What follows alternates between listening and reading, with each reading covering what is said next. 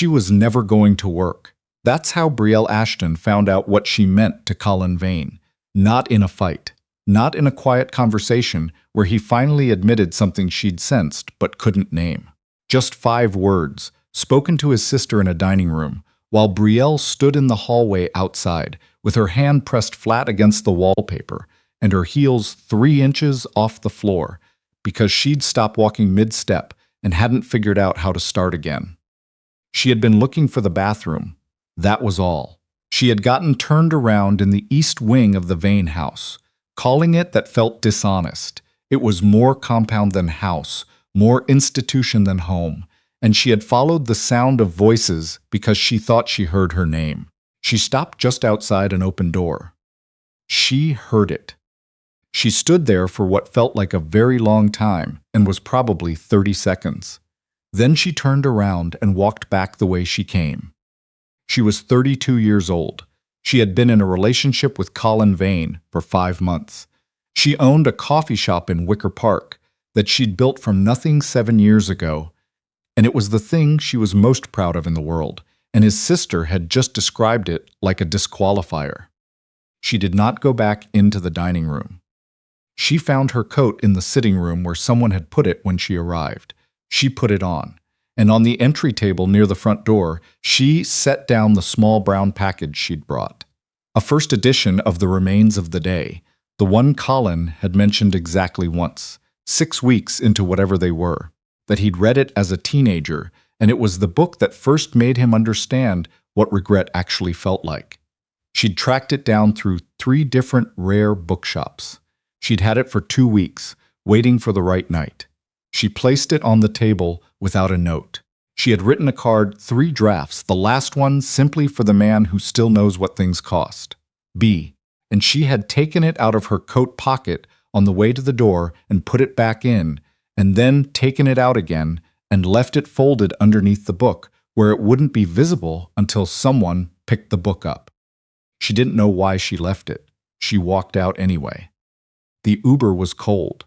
Chicago in November had the particular cold that made you understand exactly how small you were. She sat in the back seat with her hands folded in her lap and looked at the highway lights and did not cry until she got back to her apartment above the cafe. Until she had taken off the heels and the dress she'd bought for the occasion and was standing in the kitchen in her old Northwestern sweatshirt making tea she didn't want. Then she cried the way she'd learned from years of working alone, quietly, without any performance, with the faucet running so even she didn't have to hear it. She was, as she would find out 8 days later, already 8 weeks pregnant. Brielle had not grown up thinking much about wealthy men. She had grown up in Evanston in a house where her mother worked double shifts at a nursing home and her father coached high school soccer, and nobody talked about money because there wasn't enough of it to be interesting. She had gone to Northwestern on academic scholarship, bartended her way through, graduated with a communications degree she'd used exactly once, to write her own business plan. She opened Canopy Coffee at 25, in a space on Milwaukee Avenue that her mother thought was too big and her father thought was too risky, and it had been full every morning by the time she turned 28. She was not someone men like Colin Vane typically noticed. She understood this. She'd understood it the first time she met him, when he walked into Canopy on a Tuesday in June because his usual place was closed for renovations, and he needed somewhere to take a call.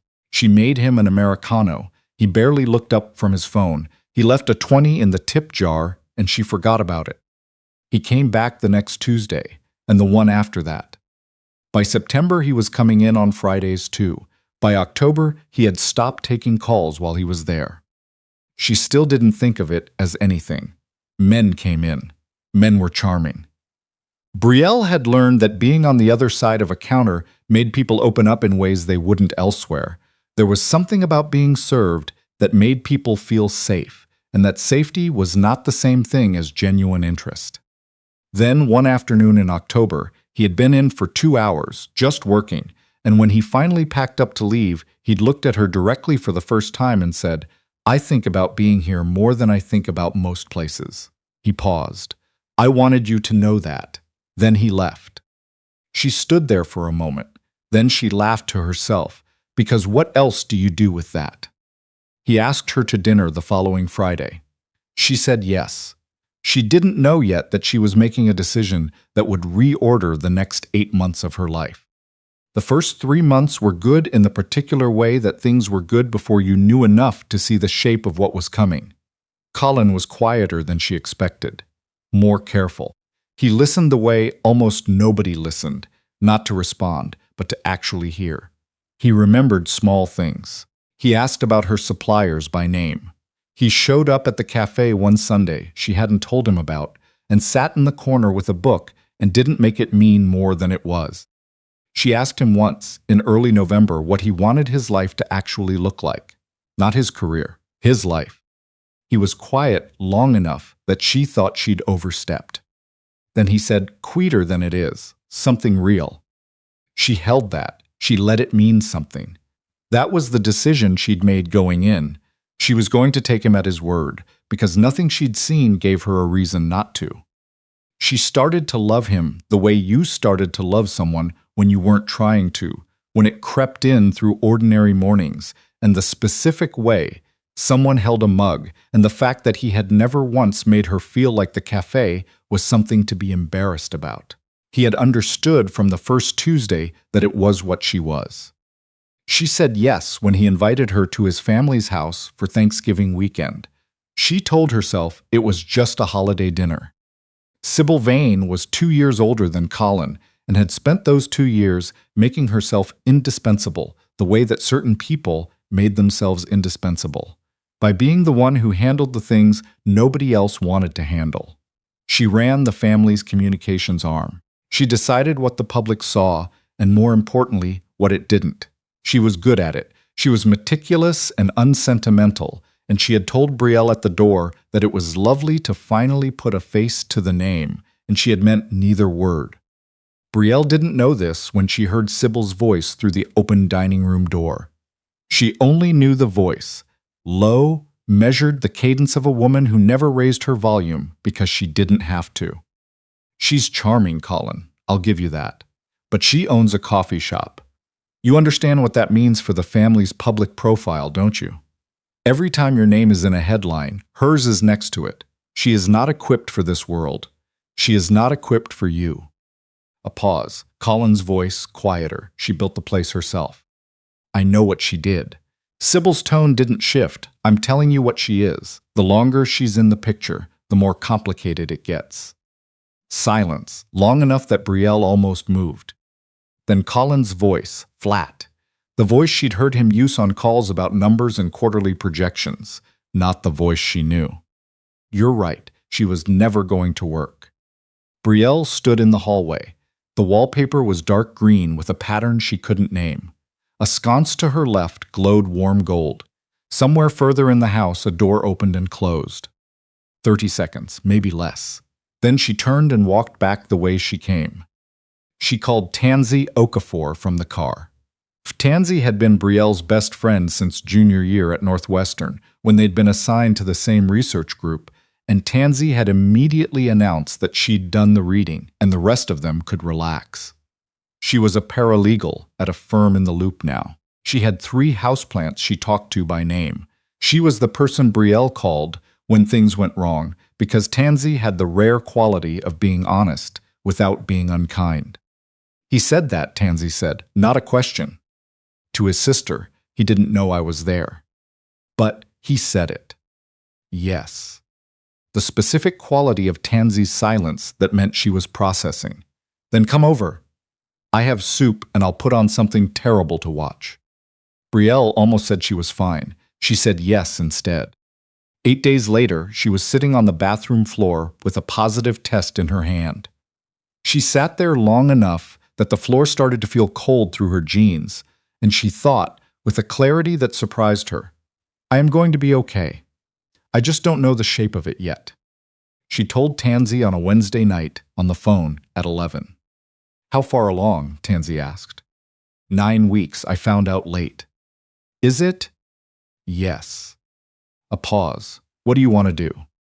Brielle knew before she answered that the question had already been decided in that bathroom floor moment, in the same breath as the clarity. Keep her, she said. She hadn't known it was a girl yet. She just felt it. I'm keeping her. Then that's what we do. No hesitation. Said like the only reasonable response to a simple statement of fact. I'm not telling him. Okay, Tansy said. I know what you're going to say. I'm going to say, Tansy said carefully, that a man who calls you the wrong fit in front of his family doesn't automatically lose all rights to information that involves him. But I'm also going to say that you get to decide how and when and if. Both things can be true at the same time. I just need time. Take it, a pause, but eat something that isn't crackers. Colin had not expected her to leave without a word. He went to find her after dinner, and the sitting room was empty, and someone on staff said a car had come for the lady in the navy dress. He stood in the front hall and saw the small brown package on the entry table, the one she had been holding when she arrived, and understood before he even opened it that she had heard him. He opened the book. He found the card underneath. For the man who still knows what things cost, B. He sat down on the bench in the front hall and stayed there a long time. He called her 4 times that night, texted twice, wrote an email at 1 in the morning that he deleted and rewrote and eventually sent. In the morning, he called again. He had Rark, his head of security, drive past Canopy Coffee just to confirm she was there, she was safe, she was okay. He sent a card, handwritten, 5 attempts, sealed and couriered to the cafe, that said what needed to be said, that he knew she'd been in that hallway, that what she heard was the worst version of him, that he was sorry in a way he didn't think a card could hold. The card did not arrive at Canopy Coffee. He did not know that yet. Sybil had expected him to let it go after a week. That was how Colin operated. He moved toward things, and then, when the math changed, he moved on. She had seen it with accounts, with contractors, with the 2 relationships before Brielle that had ended without much ceremony. She had always managed the transitions. She was good at it. What she had not anticipated was that 3 weeks in he was still calling, still writing, still asking Rourke to drive past the cafe, still carrying the weight of this specific thing in a way she could see from across a room. She had not anticipated that he would have the look of a man who understood in a locatable way what he had done wrong. So she made a decision. The communications management firm had people who handled digital routing. It was not a complicated thing to arrange. Colin's emails to Brielle's personal address were redirected. His voicemails were collected somewhere Brielle would never find. The couriered card went to a mailbox in Logan Square that had no connection to Brielle Ashton. Sybil told their mother the situation was handled. Their mother nodded once and moved on. Colin went on calling. Brielle went on not answering. Neither of them knew there was a wall between them that had been built by someone else's hands. Brielle was 14 weeks along when Tansy came to the cafe on a Thursday afternoon with a look she recognized. Not bad news exactly. The look that preceded information that would complicate something. She sat at the corner table. Brielle brought her a latte she hadn't ordered. I ran into someone at the courthouse, Tansy said. He does private security consulting. He works with the Vane firm. She paused. He recognized my name. He asked if I was still in touch with you. He said Colin has been trying to reach you since November. Brielle looked at her coffee. I asked about the card Colin couriered to the cafe in December. Tansy's voice was even. He went pale, Brielle. He said Colin sent it to the cafe directly. He was there when Colin addressed it. Brielle looked up. It didn't go to the cafe, Tansy said. It went somewhere in Logan Square. His name was on the dispatch log. She paused, and the email redirect, someone in Sybil's office was reading the incoming mail before it was buried. She stopped and held Brielle's eyes. The prenatal appointment confirmations. Your OB sends those to your email. If someone was screening everything that came through, Brielle went very still. She knew, she said. Tansy looked at her. That's his read. He can't confirm it. But Sybil knew I was pregnant. Brielle said it again, the way she said things she needed to hear herself say out loud. She knew, and she kept blocking him anyway. The cafe was warm. The afternoon light came in gold through the front windows, the way it did every Thursday at this hour, and Brielle sat in the middle of it and felt something rearrange itself in her understanding of the last 3 months. Every missed call she'd watched accumulate. Every silence she'd read as confirmation of something. The whole winter she had built around that silence. The crackers at midnight, the apartment she'd started thinking of as a space for two. And underneath it, the whole time, there had been a wall she hadn't known was there. She pressed her fingertips together on the table. Who else knows? Just us, Tansy said, and his contact. He came to me because he's uncomfortable with what he found. He doesn't want it on his conscience. Colin doesn't know. No. Brielle stood, brought both cups to the sink, stood there with the water running. I need a few days, she said. Take them, Tansy said. Then, when you figure out what you want to do it because it's right. Not because you're angry, not because you're afraid, just because it's right. Brielle turned off the water. She dried her hands. She thought about the book she'd left on the entry table, the cards she'd written 6 times, the 5 words she'd heard through a door, and everything she'd built around them in the dark, and all the other words she'd never been given the chance to hear. It took her 4 days. She didn't call him. She sent 3 sentences by email. I know about the redirect. I know you've been trying. I think we should talk. He responded in 11 minutes. When and where? Anywhere you choose. I'll be there. They met at a coffee shop in Lincoln Park that was not hers, neutral ground, her choice. She came with Tansy. He came alone. He stood when she walked in. He always had. She noticed it and put it somewhere and sat down across from him without saying anything about it. You heard me, he said. He didn't make it a question. I heard you. What I said. I know what you said. She looked at him directly. I need to know if you meant it. He put his hands flat on the table, looked at them for a moment, then at her. I said what I'd been trained to say in that room, to make things clean for my family. I have been doing it my whole life, and I did it without thinking, and I have spent every day since November understanding that it was the worst thing I have ever done. It wasn't a mistake, she said. You made a choice. I made a coward's choice. He didn't look away. Yes. Brielle held that. She let it sit. Outside, Lincoln Park was doing its January thing, gray and stripped bare, the lake somewhere past the buildings, doing its cold, enormous business. There's something else, she said. He waited. She told him. She watched his face absorb information that had no frame. The stillness first, then the adjustment, the recalibration, the specific quality of a man understanding that the last 4 months had contained something he did not know was there. How far, he said. 18 weeks, she paused, a girl. He sat with that for a long moment. His hands stayed flat on the table. What do you want from me? Not a demand. The question of someone who understood that whatever came next was not his to decide alone. I want to know what you're going to do about your sister, she said. And I want time. I'm not ready to rebuild anything. I am building something else right now, and I need to know that whatever comes through my door is worth the disruption. Tell me what you need, and I'll do it. Prove it, she said. Not today, over time, in the way you actually show up, not the way you talk about showing up. He nodded once. Then I start now. What followed was not a reunion. It was something smaller and more deliberate than that. Colin confronted Sybil in a conference room with Rourke present and a printed communications log on the table between them. Sybil argued first. Brielle had expected that when Colin told her about it later. Then she went quiet. Then she said, I didn't think of her as a person. I thought of her as a variable. And Colin had said, I know.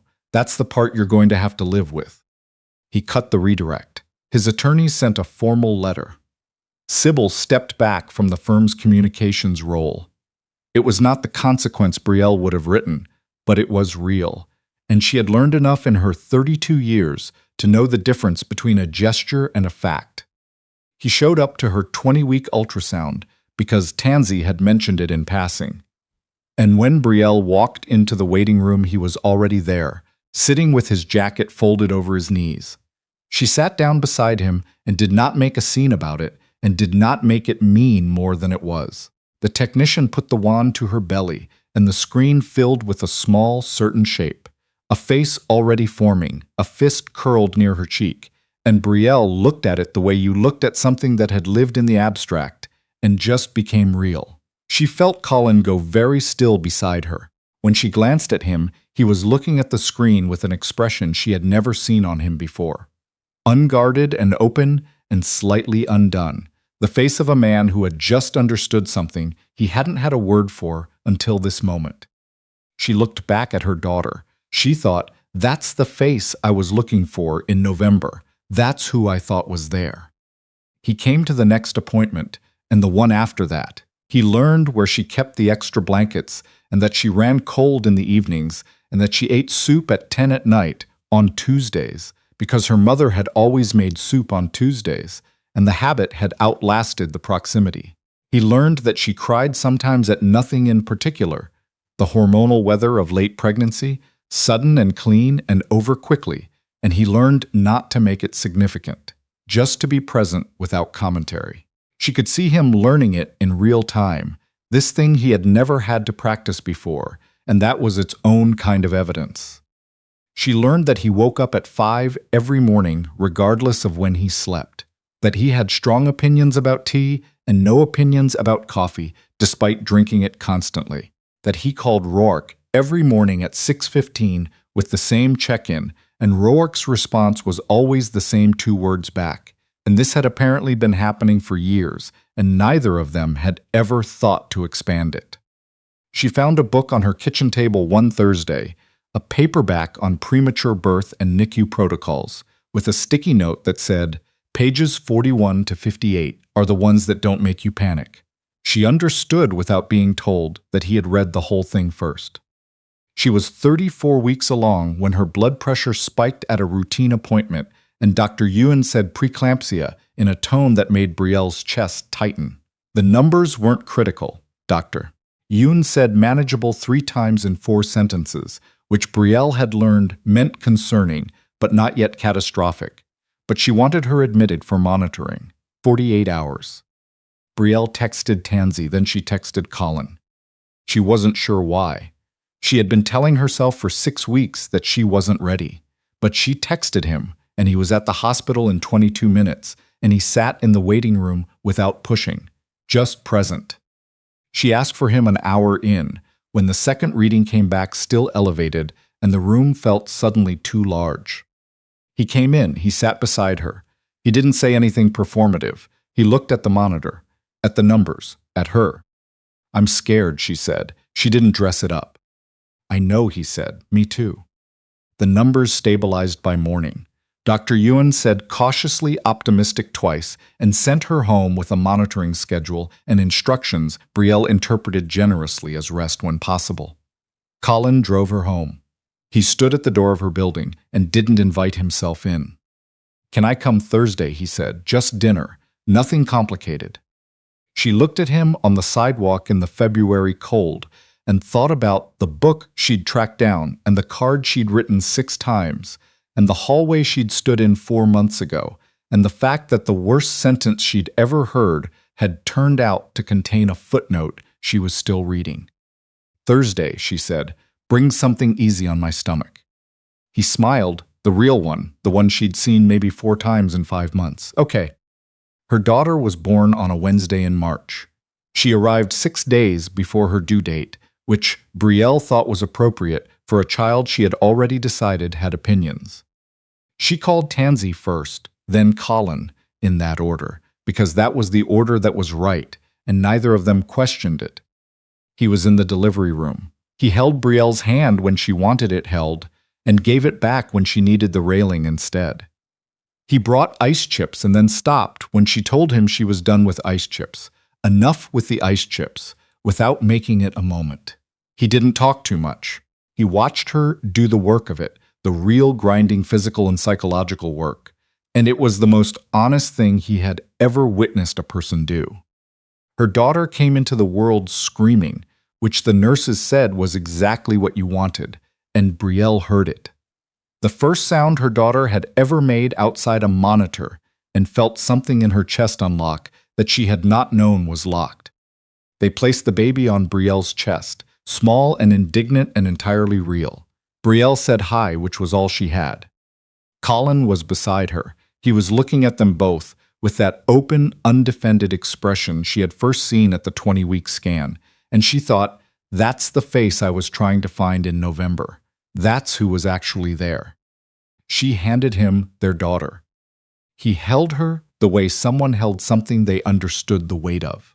She curled her small fingers around one of his, and he stayed very still, like he was afraid to breathe wrong. "Hi," he said, quiet enough that only the three of them could hear it. "I've got you." Brielle leaned back against the pillow and watched them. She was 32 years old. She had been through the worst 4 months of her life, and the most clarifying. And she had on the other side of all of it a daughter who had arrived with opinions and a man across the room saying hi to her like it was the most important thing he'd ever said.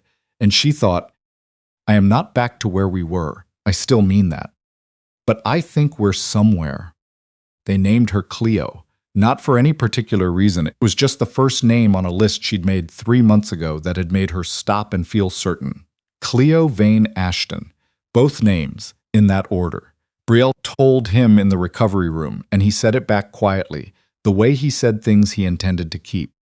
Tansy was in the waiting room with vending machine coffee and her phone full of texts from Brielle's mother, who had driven in from Evanston the night before, who was in Brielle's apartment, and who had already, according to a text from that morning, rearranged the kitchen cabinets in a way she felt was more logical.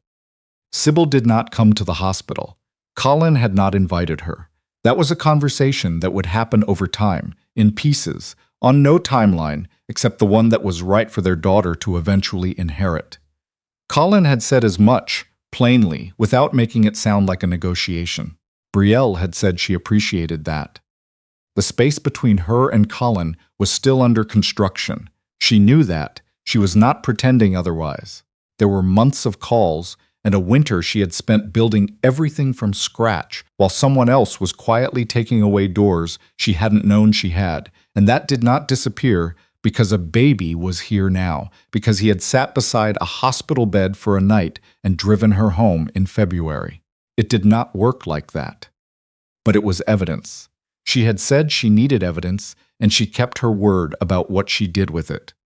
He came back into the recovery room with 2 cups of coffee, real coffee, from the place on the ground floor that was genuinely good, which she would have expected him to know, and set one on the tray beside her, and kept one for himself, and sat down in the chair, and looked at Cleo in the bassinet. "She has your mouth," he said, "the shape of it." Brielle looked at their daughter. "She has your eyebrows, very serious." "I have a serious brow line." "You really do." He looked sideways at her, almost a smile, the real one. She looked at him, and then at their daughter, and then at the window and the city beyond it, and she felt the specific weight of a life that was not finished yet, that was not going to be simple, that was not going to resolve itself into a clean lesson, but that was hers, entirely and completely hers, built from the ground up in the only direction she had ever known how to build, which was forward, one steady thing at a time. "Thank you for coming," she said. "Always," he said. She picked up the coffee. It was exactly right. Outside, Chicago did what it always did, kept going, cold and enormous and entirely indifferent to any single life happening inside it. And inside a recovery room on the 4th floor, a woman who had built everything she had from nothing sat with the 2 newest facts of her life and understood that a beginning didn't have to be perfect to be real. It just had to be hers.